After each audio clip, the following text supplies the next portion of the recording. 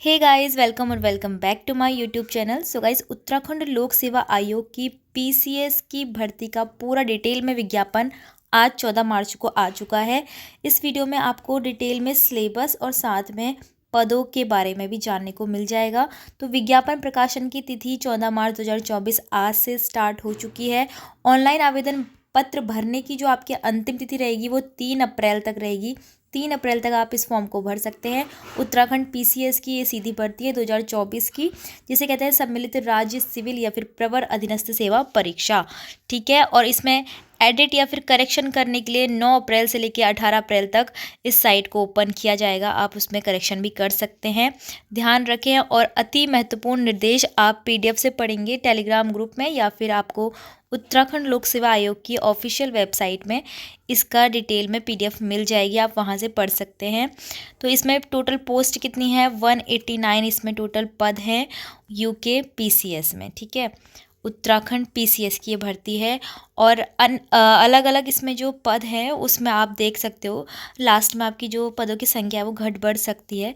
लेकिन आप यहाँ पे पदों के नाम देखो: डिप्टी कलेक्टर, पुलिस उपाधीक्षक, जिला कमांडेंट, सहायक संभागीय परिवहन, और इनके आगे आपको सामने पदों का पूरा विवरण मिल जाएगा। सहायक संभागीय परिवहन, जिला पंचायत राज अधिकारी, कार्य अधिकारी, जिला पंचायत, जिला ग्रामोद्योग अधिकारी, ये सभी अलग अलग विभागों के अंतर्गत पद दिए गए हैं। आप सभी पदों को पढ़ सकते हैं। टोटल 13 इसमें विभाग और पद हैं। ठीक है, तो टोटल योग इसमें 189 है। आप श्रेणी वाइज देख सकते हो कि किसकी कितनी सीट यहाँ पर हो रही हैं। ठीक है, रिक्तियों की संख्या आपको पता है 189 है। दिव्यांगजनों के लिए भी यहाँ पर पूरा डिटेल में दिया गया है, आप यहाँ से देख सकते हैं। फिर उसके बाद देखिए, आगे बढ़ते हैं। अनिवार्य शैक्षिक अर्हता बताई गई है, इसमें क्या क्या है। ठीक है, पदनाम, सभी पदनामों के लिए अनिवार्य जो शैक्षिक अर्हता है वो सभी के सामने लिखी हुई है। आपको जिस भी पोस्ट के बारे में देखना है आप देख सकते हैं, जैसे कि उप शिक्षा अधिकारी या फिर स्टाफ अफसर या फिर उसको विधि अधिकारी कहते हैं। तो इसके लिए भारत में विधि द्वारा स्थापित किसी भी विश्वविद्यालय से आपने पोस्ट ग्रेजुएट किया हो। ठीक है, एमएससी, एमकॉम या एमए। ठीक है, और उसी तरह से आपको हर पोस्ट के आगे उनकी क्या मिल जाएगी? एजुकेशनल क्वालिफिकेशन जो मांगी गई है वो मिल जाएगी। ठीक है, फिर उसके बाद देखो अन्य जो पदनाम है, जैसे जिला कमांडेंट, होम गार्ड, संभागीय परिवहन अधिकारी, इन सभी के लिए क्या चाहिए आपको? न्यूनतम अवधि तक, अच्छा, ये अधिमान्य अर्हता दी गई है। ठीक है, फिर उसके बाद देखो शारीरिक मापदंड, ये पुलिस उपाधीक्षक जो पद है उसके लिए शारीरिक मापदंड क्या क्या रहने वाला है वो भी दिया गया है। जनरल के लिए पुरुष में 167.7 सेंटीमीटर होना चाहिए हाइट दे रखी है। महिलाओं के लिए 152 सेंटीमीटर, और एसटी के लिए 147 है महिला में, और पुरुष में 160 सेंटीमीटर है। हिल वालों के लिए 162.6 सेंटीमीटर है पुरुष में, 147 महिलाओं के लिए। इसी तरह से आप सीने की माप देख सकते हैं, है ना। हर अलग अलग पदों के लिए आप पूरी इसमें जानकारी देख सकते हैं कि कौन कौन से पदों के लिए आपको शारीरिक मापदंड क्या क्या रखने होंगे और क्या क्या इसमें अनिवार्य शैक्षिक अर्हताएं हैं। ठीक है, तो ये सारी विधि है, और जो भी इसमें आपको करेक्शन करना होगा उसके लिए आपके लिए अलग से पोर्टल खोल दिया जाएगा करेक्शन करने के लिए। अब हम यहाँ पर फ़ीस देख लेते हैं। इसमें एप्लीकेशन फॉर्म जो फ़ीस है वो हर कैटेगरी के लिए अलग अलग दी गई है। जो जनरल है और ओबीसी हैं उनके लिए बिल्कुल सेम है, और ईडब्ल्यूएस के लिए भी बिल्कुल सेम है। यहाँ पर ये टोटल है, ये वाली फ़ीस आपको देखनी है 172.30 पैसा है ये। तो ये रुपये आपको पे करने होंगे। अगर आप SC ST से हैं तो 82.30, और अगर आप दिव्यांगजन हैं तो 22.30, और अनाथ के लिए कोई भी नहीं। ठीक है, तो इस तरह से ये पूरा एप्लीकेशन फॉर्म की डिटेल दी गई है फ़ी की। फिर उसके बाद करेक्शन का भी बताया गया है, और साथ में आपको ओमर सीट की जानकारी इसमें पूरी दी गई है।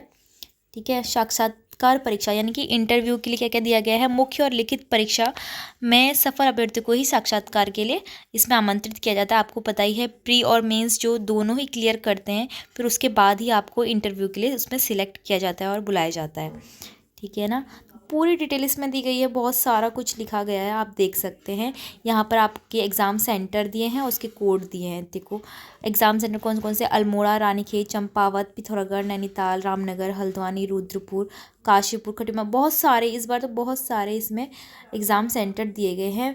प्रारंभिक परीक्षा में सफल अभ्यर्थियों हेतु मुख्य या लिखित परीक्षा का आयोजन कहाँ कहाँ किया जाएगा? देहरादून, हल्द्वानी और हरिद्वार। ये 3 ही सेंटर होंगे जब आपको मेंस के लिए बुलाया जाएगा, या तो देहरादून, हल्द्वानी या फिर हरिद्वार।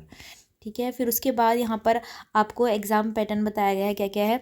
तो पहला पेपर जो जीके का पेपर होता है वो 150 मार्क्स का है। हर क्वेश्चन 1 नंबर का है, 150 उसमें टोटल मार्क्स रहेंगे और 2 घंटे की इसमें टाइमिंग रहती है। जो दूसरा पेपर होगा सामान्य बुद्धिमत्ता परीक्षा का होता है, वो 100 मार्क्स का होता है ये, और प्रत्येक प्रश्न आपका 1.5 यानी कि 1.5 नंबर का एक प्रश्न रहेगा, तो वो 150 हो जाते हैं, और ये भी 2 घंटे की टाइमिंग है। तो ये 2 पेपर होते हैं आपके प्री एग्ज़ाम में। ठीक है, तो ये टोटल 300 मार्क्स की आपकी इसमें से मेरिट लगती है। 4 घंटे का टोटल इसमें टाइमिंग है दोनों पेपर के लिए। तो प्री जब आपको क्लियर करना है तो 300 में से आपकी मेरिट रहेगी, और 1/4 यहाँ पर नेगेटिव मार्किंग भी दी जाती है। अब अगर आप प्री यहाँ पर क्लियर कर देते हैं, फिर उसके बाद ही आपको मुख्य परीक्षा जो कि लिखित प्रकृति की होती है, यानी कि उसमें रिटन एग्ज़ाम होता है, आपको एमसीक्यू टाइप नहीं होता। जो प्री होता है वो तो एमसीक्यू टाइप होगा आपका, दोनों ही एग्ज़ाम, लेकिन जो मेंस एग्ज़ाम होता है वो आपका लिखित होता है। जैसे कि सामान्य हिंदी में आपको 3 घंटा मिलेगा, उसके अंदर फिर उसके बाद निबंध के लिए भी आपको 3 घंटा मिलेगा, 150 मार्क्स का है। सामान्य अध्ययन के अंतर्गत जो जो टॉपिक है सभी बता रखे हैं, दूसरे के अंतर्गत भी, तीसरे के अंतर्गत भी, चौथा, पाँचवा, छठा। ठीक है, तो ये 6 हैं, और लिखित परीक्षा का टोटल योग कितना है? 1500 मार्क्स। तो मेंस का जो पेपर होता है वो 1500 मार्क्स का होता है। फिर उसके बाद आपकी जो मेरिट बनती है, उसके बाद आपको साक्षात्कार के लिए बुलाया जाता है, जो कि इंटरव्यू होता है। इंडिविजुअल आपका इंटरव्यू लिया जाता है, यानी कि अलग अलग सभी का इंटरव्यू लिया जाता है, और इंटरव्यू के भी अलग से मार्क्स होते हैं 150। अब 150 में से आपकी जैसी भी परफॉर्मेंस रहती है उसके हिसाब से आपको मार्क्स मिलते हैं। ठीक है, तो ये टोटल योग आपका 1650 नंबर का बन जाता है। तो सभी प्रश्न पत्र आपको अटेम्प्ट करने अनिवार्य होते हैं, और सभी में आपको सामान्य हिंदी के प्रश्न पत्र में आपको 35% मार्क्स लाके पास होना ज़रूरी है, इसमें बताया गया है, चाहे फिर आपकी मेरिट कितनी भी हो। अब यहाँ पे आपको जितनी भी चीज़ें यहाँ पे टॉपिक पता चले थे ना ऊपर, उन सभी को डिटेल में दिया गया है। सभी के अंदर क्या क्या पूछा जाएगा वो सभी दिया गया है। यहाँ पर जो जो टॉपिक आपको कवर करने हैं प्री और मेंस एग्ज़ाम के लिए, वो सभी यहाँ पर दिया गया है, और पूरे लास्ट तक आपको दिया रहेगा। इस पूरे पीडीएफ से आप देख सकते हो कि आपको क्या क्या करना है, कैसे कैसे करना है। ठीक है, जो आपका सामान्य बुद्धिमत्ता वाला है, रीजनिंग वाला किस प्रकार से आने वाला, कौन कौन से टॉपिक से, सभी दिया गया है।